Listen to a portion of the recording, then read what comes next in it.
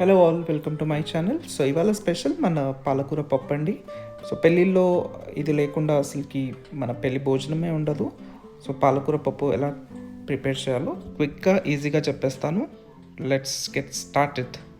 Right, so first ఒక glass కందిపప్పు and కొంచెం శనగపప్పు తీసుకొని ఉడకబెట్టేసుకోవాలి. అలాగే పాలకూర తీసుకొని అలా తరిగేసి కడుక్కొని పెట్టుకోవాలి. సో ఇప్పుడు ఒక బగన్న తీసుకొని దాంట్లో ఆయిల్ వేసి జీలకర్ర, ఆవాలు, ఎండుమిర్చి ఒక 5 వేసేసి, ఒక 2 ఉల్లిపాయలు వేసేసి, ఒక 4 పచ్చిమిర్చి అండ్ కొంచెం కరివేపాకు, పసుపు వేసేసి బాగా కలుపుకోవాలి.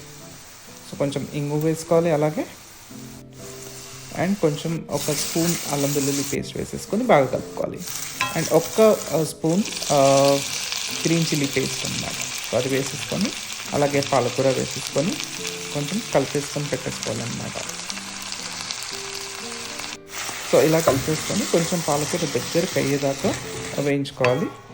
అలా వేయించుకున్న తర్వాత కొంచెం ధనియాల పొడి వేసుకోవాలి, ఒక 1/2 స్పూన్, అండ్ కొంచెం ఉప్పు వేసుకొని కలుపుకోవాలి. ఇప్పుడు ఒక గోలీ సైజ్ చింతపండు తీసుకొని సో ఆ రసాన్ని దాంట్లో పోసేసుకోవాలి. సో అది కొంచెం మగ్గనిచ్చేసి ఇప్పుడు మనం ఉడికించుకున్న పప్పును తీసేసుకొని ఇందులో వేసేసుకోవాలి. రైట్, సో ఇలా వేసేసుకొని కొంచెం వాటర్ పోసేసుకోవాలి. అలానే ఒకవేళ ఉప్పు చూసుకొని ఉప్పు వేసేసుకొని అంతే కొంచెంసేపు ఉడకబెట్టేసుకోవాలి. ఇలా ఉడకబెట్టేసుకొని ఒక గిన్నెలో తీసేసుకున్నాను నేను.